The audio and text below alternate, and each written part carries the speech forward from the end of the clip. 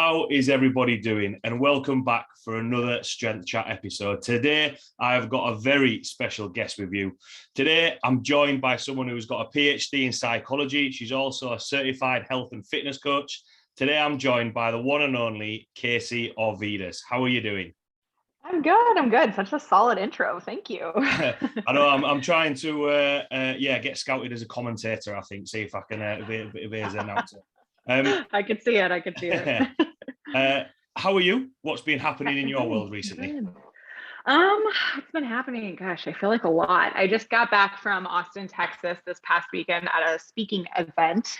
This is my third or fourth speaking engagement in the last 3 months. It's been a lot. And then also in literally a couple weeks, I'm hosting my own event. I will be a speaker there pretty much the whole day. So lots of speaking recently, I feel like. But other than that, things have been good, trucking along in all the other areas of my work. Oh, nice.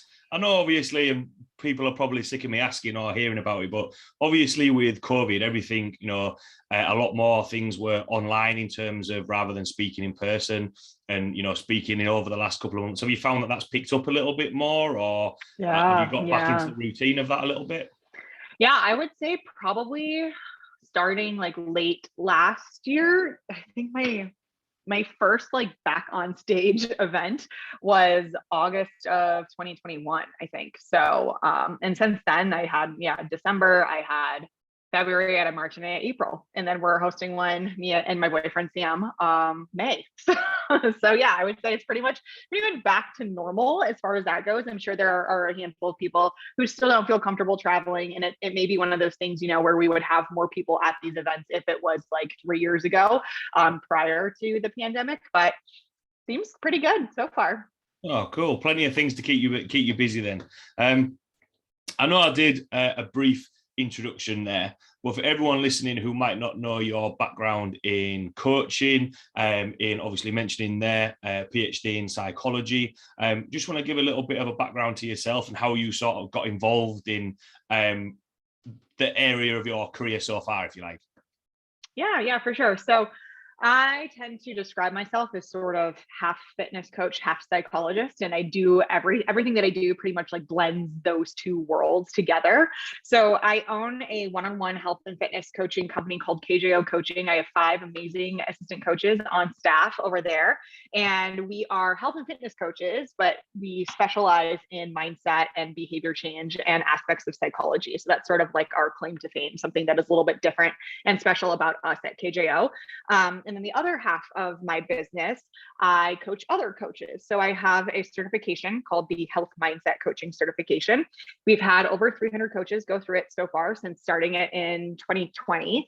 And it's like my baby. I love it so much. It's so much fun. That's actually the call that I have right after this, is to jump on one of those weekly calls where I essentially walk coaches, health and fitness coaches, also health and fitness professionals in general. We've had some doctors, nurses, that sort of thing, go through the program as well.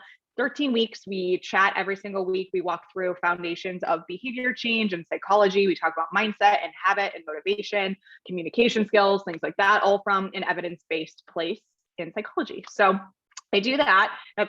Those are my 2 main things, and do a lot of, speaking events. I'm writing a book, lots of little things in between. But how I got into this specific area, sort of blending psychology and health and fitness, in college, I got very, very interested in strength training and learning just how great taking care of my body and caring about myself actually can feel. I went from literally your typical binge drinker from Thursday through Sunday as a sophomore in college to starting my senior year, getting really, really into the health and fitness space and recognizing how much more confident, how much more empowered I would feel just getting into strength training, understanding nutrition, and sort of just taking control of those aspects of my life. At the time, I was a psychology student in college and wasn't really sure what direction I wanted to end up going after I got my degree. And because I got so interested in health and fitness, and what's cool about psychology is that it really is in some way, form or fashion in every area of our life, right? It's very broad. It's everywhere. It's from advertising to communication to marketing to criminology. It's everywhere, right? So my goal then was like, okay, so if I love health and fitness so much and I love psychology so much, how do I actually get to do this, in the future for my career? What could that look like? And I'd also for myself personally realized just how amazing like strength training and understanding nutrition and all this stuff has really like made me feel and benefited my life. And I wanted to figure out how to get people to do more of it, because it was very clear, and it still is clear today, that everyone understands to some degree that they should be exercising, eating healthy, but so many people are not doing it. So what is it? It's not just education at this point. There's something else going on there, and likely something psychological, right? So that's what I kind of went to grad school to attempt to answer, is essentially how do we get people to do more of this stuff and enjoy this stuff and keep up with this stuff, because it could really truly change their lives. Not sure I have like a total exact put together answer for you, even after nearly 5 years studying this stuff. But kind of fast forward, I went to NC State for my graduate degree. I have a PhD in psychology now, and I spent close to 5 years in the mindset lab, specifically at NC State, researching growth versus fixed mindset and how that plays a role in how healthy we eat, how often we exercise, and just generally kind of diving into the world of health behavior change. So yeah, that's kind of like my background, my education, and what led me to what my business looks like today. Cool. It's interesting you mentioned there, especially, mentioning psychology, that it has an impact in everything. And especially when you said about sort of, criminology as well. There's a woman who started training at the gym who's she's actually studying psychology. So it's one of those things where, some of the things that she's been learning, I learned when I did, I did sport and exercise science at uni, and did sport psychology. And it's interesting exactly how you say it can impact everything, or you can have touch points through there. One thing, obviously, especially with the mentorship side of things, because with the coaching, was the mentorship something that you naturally wanted to gravitate towards? Mm-hmm. You mentioned they're working with other coaches, working with doctors. Was that something that was a natural progression? Because you always see, probably from a coach's point of view rather than a client's point of view, how do you go from coaching clients to then other people within your field, if you like? Yeah. So for me, it was one of those things. And I think I've heard, a lot of other, like, for instance, my boyfriend, Sam, he did a lot of that. He was like coaching in the trenches for many, many years before he decided he was going to kind of transition to coaching other coaches. And he is more on the physiology, metabolism, hormone science side of things, where I'm on the psychology side of things. Right. So that's often the general trajectory, is like you coach for a while until maybe you realize, I want to be a business coach, or, I want to teach on some of these aspects that I'm so passionate about within coaching to other coaches. And I followed somewhat of a trajectory in that fashion, but a little bit different, because I have been coaching individuals in nutrition and fitness for about 6 years, maybe a little bit more at this point. And did that through grad school as I was getting my PhD. And that was sort of just like a side hustle for me then. And I didn't necessarily see it as ever being something full time. Here we are, I'm doing essentially that full time, but I'm not doing a whole lot of like one-to-one health and fitness coaching anymore. That's a lot on my team. And I just mentor my team at this point and mentor other coaches, right? So when I decided to like take the leap and go full time into my business after getting my PhD, I was very, very adamant about not just coaching, and actually utilizing these skills I have within psychology and my research background, my academic background, to help other coaches understand, these aspects of mindset and behavior change in psychology, so that they can use it with their clients. And I'm not just over here essentially like saving it all for myself, right? Yeah. So it was one of those things where I was like, okay, if I'm going to do this, if I'm going to bet on myself and dive in full time into my own business, be a business owner, do the things, I don't want to just coach. I want to do more. I want to have, and not necessarily, I didn't think, I want this health mindset coaching certification to come to life, but I knew I wanted some sort of program for coaches to learn from me. So it was very much like, as soon as I got serious about coaching in some regard and made it more than something that's just like a part-time thing while I was in grad school, it was top of mind for sure. It's like, I need to do something like this. Yeah. I think that's especially, with the program that you've mentioned there, that's one thing that, especially when you're learning, putting something out into the, I don't know, you'd say industry or the coaching service, if you like, that's just going to benefit it, because that moves quite nicely onto, probably every coach, every client listening has had that conversation of, I really struggle with my mindset. Literally had a call with a client yesterday. I have this mindset of I'm all right for so long, and then I fall off the wagon. And the first question that I kind of wanted to ask is, obviously, straddling those two worlds, if you like, of the psychology and also sort of in the trenches training in the gym.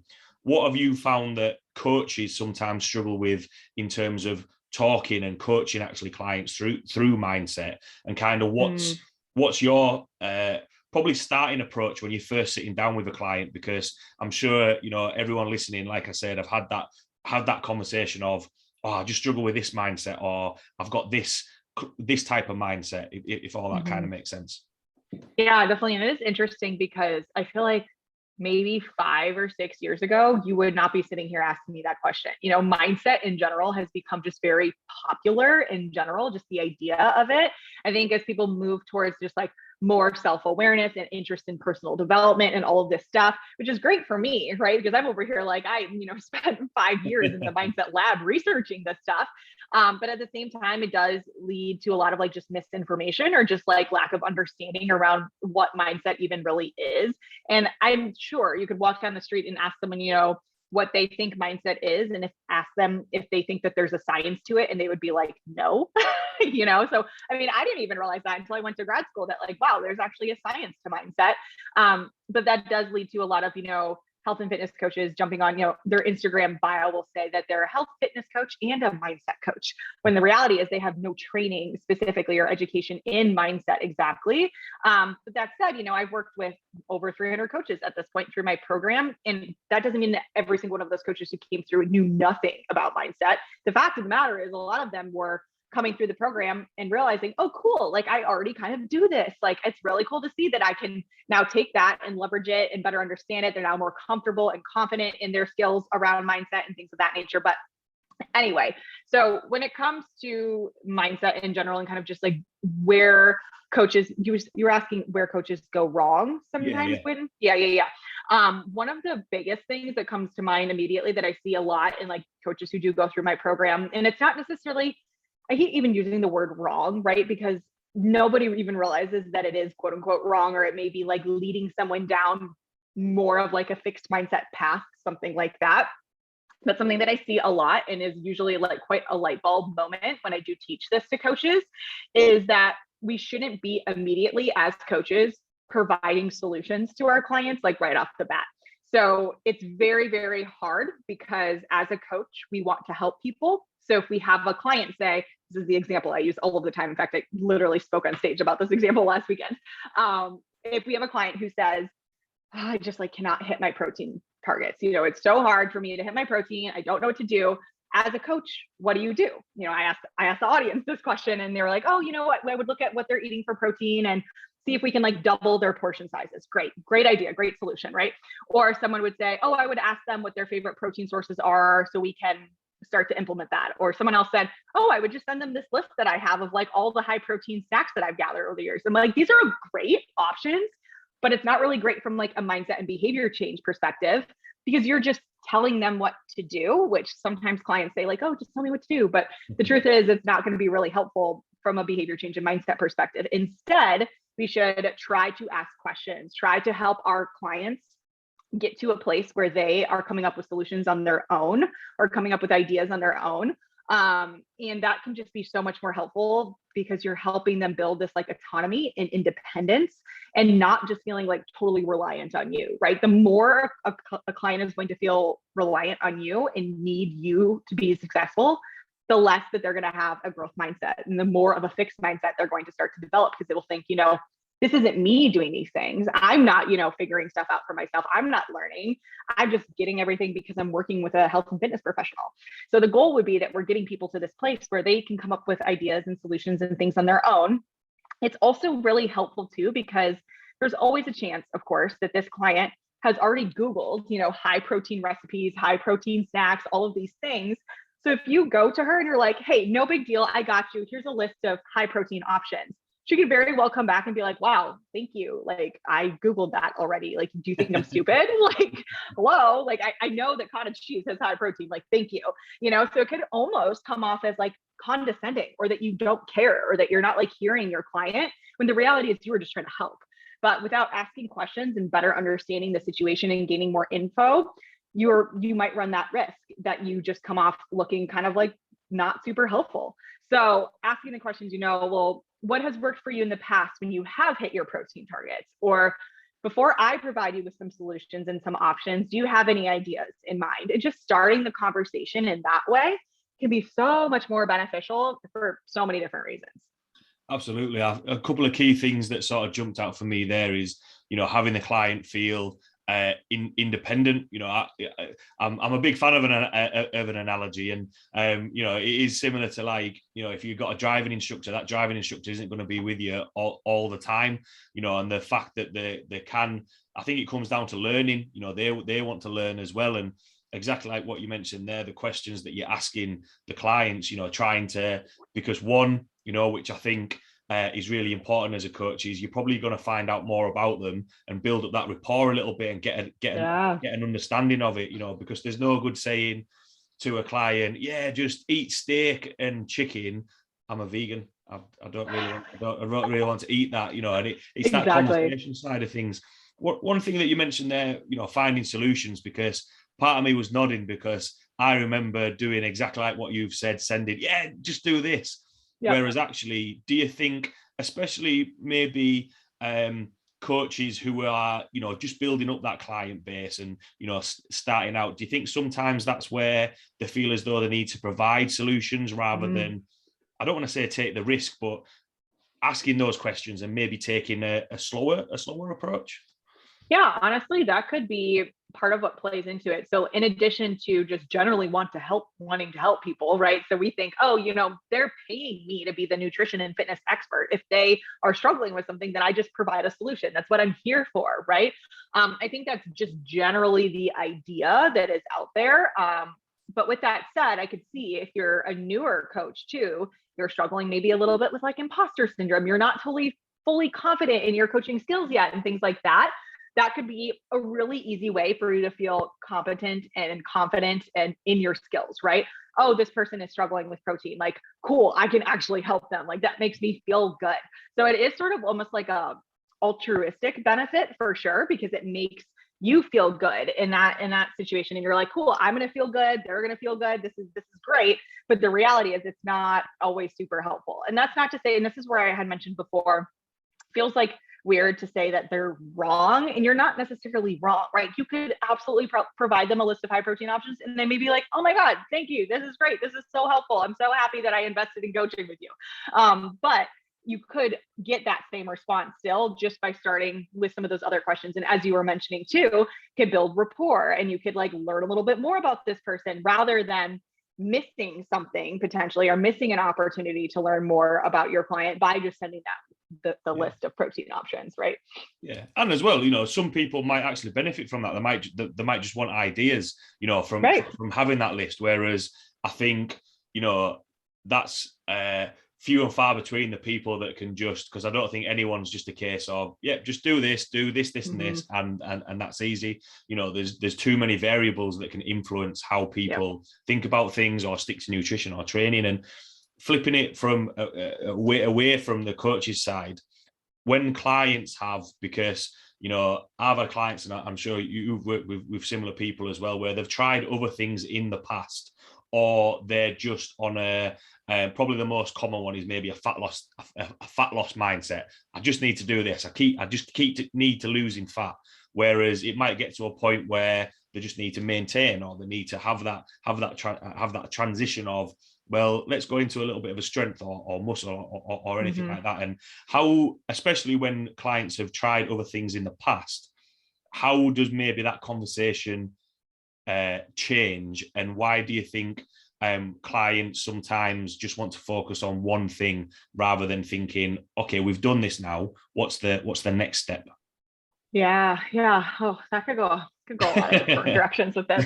I think it's like, this is me putting like my nutrition coach cap on and thinking like, I think a lot of this is just, again, like misinformation, but this time like on the client side of things, right? Where it's just always thinking I need to lose fat and just like perpetually like diet all year round, all of the time, when in reality it ends up just being like this like yo-yo dieting that you're doing. A lot of times that looks like for folks, like they're in a diet and then they overeat for a period of time because they can't keep up with the super restrictive practices that they've been doing.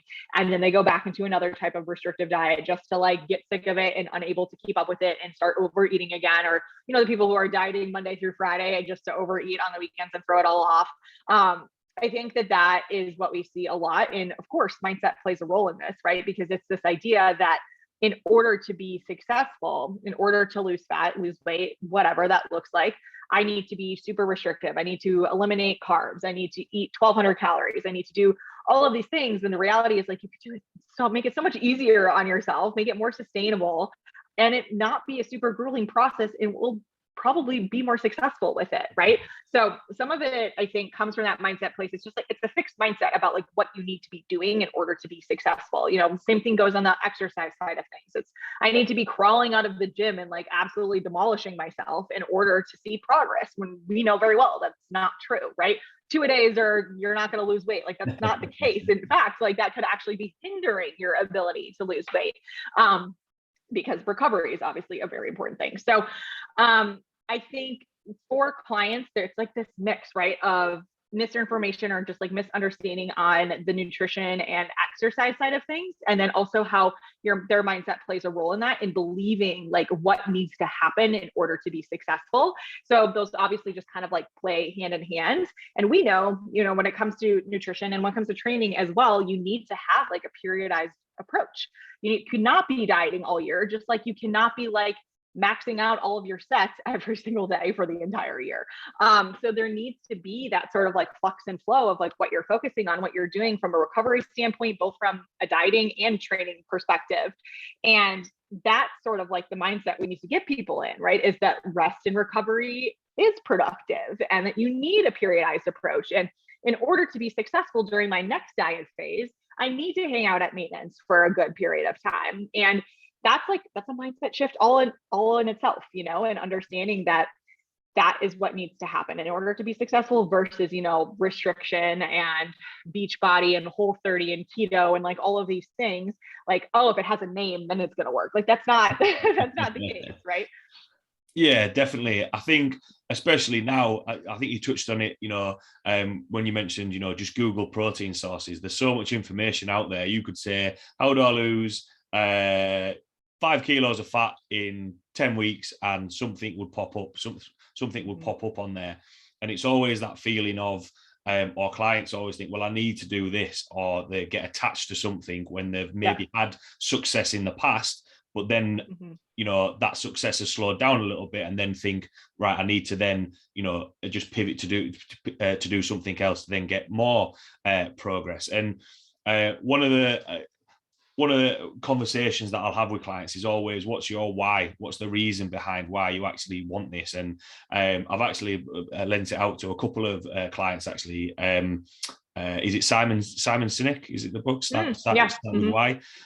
Which I think is, really interesting. And do you think that sometimes why people struggle with mindset is, you've got to scratch away at the surface a little bit more and maybe get down to, what is it actually that you want to be? Is it that you just want to be happy? Is it that you actually just want to be more active and just move a little bit better, be a little bit more out of pain? And why do you think sometimes people struggle to? Because most goals are like what I said there. I just want to lose fat. I want to be this percent. Whereas actually that can sometimes not be very motivating. There's got to be something, or sometimes something a little bit lower. What's kind of your approach with that? Or is that what you found? What are your thoughts? Yeah, definitely. So what you are speaking to from a psychological perspective is intrinsic motivation. So it's this idea that you are doing something because it makes you feel good. It like serves some personal thing for you, versus extrinsic motivation, which is something that is external to you, right? You're doing it for someone else, because of something else, because someone told you to, that sort of thing. So again, we kind of like come back to that coaching practice of like, oh, just tell me what to do. But the reality is, if you're doing that, you are an extrinsic motivator as a coach to your clients. And that's not the best way to go about things if you want them to stay motivated long term. So we see time and time again in the research that intrinsic types of motivation are always going to be better for like long-term success and actually keeping up with a change in the long run. So obviously, if you think about it, right, if someone wants to lose fat and their motivator is because they are going to their sister's wedding in 3 months, that's an extrinsic motivator. And sure, it may be helpful for those 3 months, but then after that, you're probably going to lose sight of it entirely, right? Whereas if sure, that wedding is coming up, but intrinsically, this person wants to lose weight because going to the gym makes them feel their best. They have the more energy, you know, it's their favorite part of the day because they finally get me time away from their kids and things like that. They will probably lose the weight for the wedding, but then they continue to do it over time, right? Yeah. So yeah, whenever I talk about, you know, yeah, like find your why and that sort of thing comes up, it's truly, to me, I'm like, okay, that's intrinsic motivation and that's evidence-based. And we know that that's important. And that's not to say that all extrinsic motivators are bad. It actually like falls on pretty complex continuum. So different types of extrinsic motivators can still be like somewhat related to your internal desires or interests or values or whatever. They can be a little bit better than if someone were to like give you a comment like, oh, you need to lose weight, and now you're trying to go to the gym to lose weight based on that person's comment, like that's kind of the quote unquote bad extrinsic motivation. Yeah. But you could, you know, be wanting to lose weight because you have your sister's wedding coming up, but you also really value your health and you feel better and you feel more energized. So that is kind of like not a terrible way to go about things. But all of that being said, this is something that we definitely work very heavily with our clients on. And it is a big part of the certification that I teach coaches too, is to kind of like, hey, shift your perspective of what your responsibility is as a coach. And instead of thinking like, oh, you know, my clients aren't motivated, so like, I don't know why they're paying me, you know, why do they choose to work with me if they're not going to stay motivated, and take the responsibility for that and assume that like it is your responsibility as a coach to help your clients uncover some of this intrinsic motivation and work them through that using different questions and methods and strategies and things of that nature. And on the client side of things, if you're listening to this and you are yourself trying to like work towards something in your health and fitness journey or in anything in life, really taking some time to really think like, how can I make this more intrinsically motivating? You know, really find some personal enjoyment or interest in it. The more you're able to do that, the more likely you're going to be successful, like point blank. Yeah, I think it's really, when you mentioned there of, you know, if in a certain amount of time you've got your sister's wedding coming up, is that thought of what is going to be that intrinsic motivation? Because everyone always says, oh, I've got an event coming up, I've got a holiday coming up, I've got this or this, whereas that's only short term. And do you think that comes from a culture of that instant satisfaction that, you know, we want it right now, we need to have that now? And what are kind of your thoughts on, because just on a little bit of a tangent, when you're speaking to clients about, okay, so where do you see yourself in a year's time, which is a common question that coaches will ask, and sometimes they seem to struggle. Sometimes clients can struggle to think about, because a year is a long time away. How do you sort of divide that up into chunks towards that, long-term goal of, I'm healthy, I'm happy, I'm fitting in this dress or t-shirt size or whatever it is? How do you sort of kind of build up to that? Yeah, this is an interesting comment, because it is something you see a lot in like the personal development space in general too, where it's like, oh, where do you see yourself in 5 years, 1 year, whatever, and just kind of always having that sort of long-term trajectory on like your ideal self, whether that is like a skinnier self or a stronger self or whatever, more wealthy person, whatever it may be, right? Like that works for pretty much any goal in life. And it's interesting because that's what we hear all the time, right? It's like, oh, well, write your goals, your long-term goals on a sticky note and put it on your computer or make it your phone background or whatever. So you're constantly reminded of that very long-term goal, that thing that you want to accomplish, whether it is like losing weight or whatever. But the problem with that is, and what we see in some of the research around like visualization, which is essentially what this is, right? Like visualize like who you're going to be, how you're going to look, how you're going to feel, all of these things. And then, now write that down on the sticky note and remember it all the time and come back to that and visualize it. What we see from the research on this stuff is that it is really helpful to do that if you just want to feel better in the moment. And you brought this up based on, this idea of instant gratification. Visualization is basically instant gratification.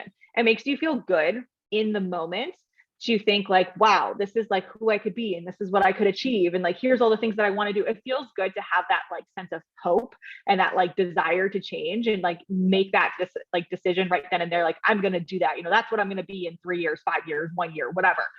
But you don't really then have a ton of game plan or motivation again to make your way there. Right. So what we see from visualization and doing this stuff is that it's great if you want to reduce anxiety, if you want to reduce stress, if you want to reduce like depressive symptoms in the moment. But when it comes to actual long-term behavior change and goal achievement, visualization isn't that great. Could be great. I know athletes use this a lot right before like big games and things like that. And that's okay because it kind of calms you down, brings you into sort of a parasympathetic state, going into a very stressful, like sympathetic environment. And that can help you be more successful in that situation. Yes, absolutely. But typically when we're doing this with clients, it's that, 1 year, 3 years, 5 years down the line, we can't really expect to feel that feeling. We feel better in the moment now to be the reason why we lost 30 pounds a year from today. So really what is more helpful here is something called mental contrasting. This is an evidence-based approach in psychology, and it's taking visualization and making it a little bit more practical and realistic. So what we're doing with this is like, sure, visualize that outcome that you want, but then we also need to be visualizing just as much, if not more so, all of the barriers and challenges and difficult things that are going to come up on the way there, and start to make a game plan of how we're going to work through those things. In addition to, figuring out, okay, step by step, like reverse engineer this process of what you were saying, take that year and divide it up into chunks and like, okay, so by this month, I would like to be doing this. By this month, I'd like to be doing that, and having some more of what they call sub goals on the way to your goal, instead of just only solely focusing on that big long-term outcome. Because again, it'll make you feel good in the moment, but it doesn't necessarily set you up for success as far as like action steps in a game plan. Yeah, definitely. And it's interesting that you said there, because everyone always thinks about the end goal or the short goal in terms of that. But when you mentioned there, having a game plan in terms of obstacles and challenges, because there will be things coming up. I always like to say you're going to get thrown a curveball. Sometimes it isn't going to be expected. Traveling with work, family, relationships, whatever it may be. Where does because another phrase that clients will say, or you hear the phrase, self-sabotage, is that actually a thing, or is that just not having a game plan to take into account the obstacles and challenges that are coming up? Yeah, so I think in my professional opinion, self-sabotage is sort of like the umbrella definition for a lot of different things, right? I actually have, we could put this in the show notes if you're up for it, but I have a free 5-day self-sabotage workshop series that I give to people. So I call it self-sabotage, but mostly calling it that is not from like a researcher academic perspective, right? It's because that's the word that people use to describe these things, whether it is fixed mindset, whether it is like bad habits, whether it is like lack of self-control, or like any of a number of these different things, lack of a game plan, using visualization instead of mental contrasting, whatever it is, like all of that can play a role into your self-sabotaging behaviors. So to me, self-sabotaging is essentially just doing the things that are not congruent with your goals, and essentially making the decision to not pursue a goal-directed behavior and do something else instead, right? So it is maybe somewhat conscious, maybe a little bit more subconscious, but it's you getting in your own way, essentially, right? And this could look like a number of different things. Again, fixed mindset. Maybe you don't know how to cope with your stress. Maybe you're having a hard time figuring out how to make your way from that big long-term goal and break it up into small chunks, whatever. But if you're getting your own way, you're self-sabotaging. So that's essentially how I see it. Yeah, it comes back to, because two things that you mentioned there, you're not sure how to cope with stress or an understanding, comes back to those conversations that you're going to have with your coach, and it's like with anything, it's not the most exciting thing in the world, but repetition, right? Let's go through this again. Let's see, why we're aiming for this. With that as well, then alongside self-sabotage is that sort of, especially when clients are progressing from sort of like beginners to novices, beginners to novices, beginners to intermediates, and progressing through from there. That sort of fear of failure or success of, actually they're climbing up the rungs a little bit, and, feeling as though they are progressing, and feel like, oh, okay, I'm happy here now. I'm just going to stay here, rather than thinking, do you know what? Actually, you could progress from a regional powerlifting competition to a national powerlifting competition. You could, put a little bit more muscle on, or whatever it may be. What sort of, is that similar sort of mindset when it comes to the self-sabotage things as well, them getting in their own way? Yeah, that's interesting. So what you're essentially explaining is this idea that like once you start to make progress, you may start to realize like, okay, like I've made progress, I've started to get here, but like if I continue to push further and try to get to that next level, then I'm scared because I kind of like face failure at that point, right? So it's like you've started to kind of like prove to yourself that you can do some things, but taking it to the next level is riskier. So it's a little bit more like, oh, maybe I don't want to do air. And maybe I'm just comfy here now, like this feels good enough. I don't know if I want to continue to like extend myself in that direction. Which is an interesting phenomenon for sure, because you would think, oh, well, once you've started to gain this like momentum and confidence, don't you want to keep going? But it is true that even people who have seen some success and have started to be successful, they're like, okay, I did it, but now, that next level is going to require more from me, or going to require a different type of skill that I don't have yet, and all of these things. And it becomes very easy to just like stay comfortable. But there's a saying that I always lean on, and it's discomfort breeds growth. And that is like in every sense of the word. Works for strength training. It works for any type of like personal development, anything. If you want to continue to grow, you're going to experience some form of discomfort, whether it's like underneath the bar or just like pressure in your life, right? So with that said, I think that's where, like having a coach can be really helpful, or just like having a lot of self-awareness and understanding, like, because on one hand, sure, maybe it is that like you're happy where you're at, you can maintain there, and you don't necessarily want a whole ton more muscle mass, or like you're good with not like progressing to the next thing. And that if you can get real with yourself and be like, yeah, I accomplished essentially what I wanted to do and be here, then fine. But you also have to make sure that that's the truth. Otherwise, you're going to constantly feel like you're not serving what you actually are looking for, right? Or the second option here would be like, no, you are holding yourself back, right? There is more that you can do, and you're just like scared of failure, which in some sense can be indicative of having a fixed mindset. People who have a fixed mindset at the very like basic definition just don't believe that they are capable of doing something, of improving some way, of changing in some capacity, whether they really realize it or not. That is the core belief of a fixed mindset. So in this case, it could be, I don't really know if I can move to that next level or do that next thing without potentially failing. So I'm just not going to do anything at all, because it's much easier and much more comfortable to just stay where I am now, instead of running the risk of potentially like failing or running into a setback or something like that if I were to try to do more. So that can be like a wake up call for people sometimes too, to realize like, oh, so I have somewhat of a fixed mindset, because I'm like realizing that it's not worth the risk of failure to like move on to the next thing, which can be really eye opening. And the first step to starting to like work on that and to change that is to see it and be aware of it and understand it. So if you're listening to this and you're like, oh shit, that's me, that's me in whatever capacity of my life, the next step for you would be like, okay, so what do we need to do to reframe that and think of this as an opportunity to grow? And even if you do fail or have a setback or run into an issue, like all it is more opportunity to get better and to improve and to continue pushing on. Like having some form of failure doesn't mean that you will continue to fail. It just may mean that it gives you the information that you need to do the thing that will make you successful. Yeah, definitely. I thought that was a really good explanation of that, and it kind of tied everything together that we've mentioned about, from the start, in terms of, because a lot of people, I do believe that people can be or should have a little bit more confidence in their own abilities. I think people can be surprised at what they can achieve when everything that we've spoken about, the tools that we're using and aiming to change their mindset, and then, having those conversations like what we've mentioned, and being, am I actually happy here? Do I want to just stay at this for a little bit, which is fine. And then, later down the line, progress from there, rather than, what some people do, or what some people have done in the past, had some success or pushed too hard, then fallen off, and pushed too hard again, and then fallen off. So quite a lot of topics and tangents thrown in there. The last question that I like to ask, whether from a coach's point of view or a client's point of view, from everything that we've chatted about there, what would be your take-home points or words of wisdom?